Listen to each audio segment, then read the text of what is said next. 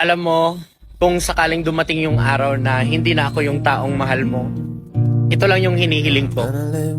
Sana yung taong susunod sa akin, yung taong ipapalit mo sa akin, ay yung panghuli na. Sana lahat ng pinagdaanan natin ay mapagkukunan mo ng aral na magagamit mo para mas mapabuti pa ang iyong sarili. Hinihiling ko na sana'y magpatuloy kang maging mabuting tao para sa iba. Huwag kang mag-alala sa akin. Kasi kahit tapos na yung relasyon natin, gagawin ko lahat ng makakaya ko para makabangon muli.